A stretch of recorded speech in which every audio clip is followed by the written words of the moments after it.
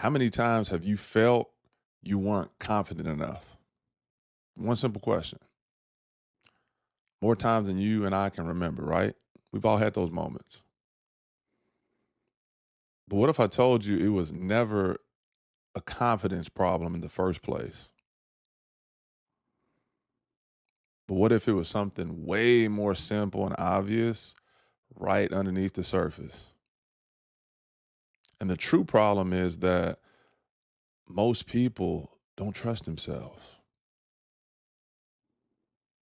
And when you lack the trust in yourself, everything becomes way more hard and difficult by a wide margin. You can start second guessing everything,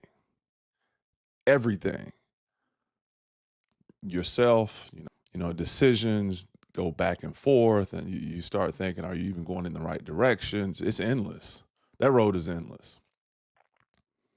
And you end up starting feeling lost, and you end up in a frozen state. You do nothing, motionless. So here's some things I learned along the way. It's not about trying to think of yourself differently, because you can slowly build trust in yourself by becoming more predictable to yourself. So a lot of people have goals. A lot of people have dreams, but not as many as you would think actually have a clearly defined value system to guide themselves. Because without baseline values, you could just be in a constant state of being pulled and reacting to things and chasing this, chasing that. You can ultimately end up pursuing short-term pleasures that don't align with who you know yourself to be. So a value system creates a filter. Values can save you a lot of time. And this filter can help you determine what belongs in your life and doesn't belong in your life and make decisions a lot easier.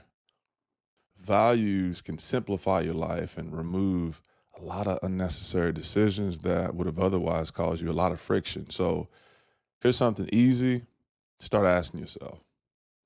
What are some qualities that you respect most in other people? Just start with other people. I mean, like genuinely admire. Maybe it's courage, honesty, discipline. Maybe it's, admiring that somebody's really kind or responsible. Write them down, 5 values, and then work to try to narrow them down, maybe to 2 or 3. And these values can serve as your baseline operating system. So then once you have these written down, and then you don't ask yourself, okay, what type of person do I want to be? Ask this. What would someone with these values I've selected, what would they do? Because that's the shift. You don't have to think differently.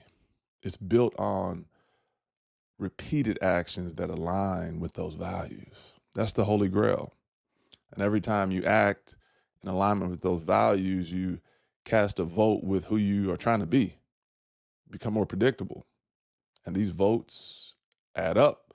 And then you start trusting yourself more, you stop drifting, you start living in more of alignment with yourself, and you stop really becoming as distracted by the outside noise. You become more clear. Not because your life just got easier, but your filter you're living by got stronger and sharper, and your internal navigation system is now more refined because these values can guide decisions. Decisions shape actions. And that's where your true identity becomes to the forefront. And you can become somebody that you can trust, and somebody who knows where they're going, and then you'll begin to inspire other people, and that will only increase your confidence. So, no more will you be the person pulled all over the place in all directions, because what matters now. And that's the power of building an identity you can trust and one that you can actually live through. I'm Darren. Be well.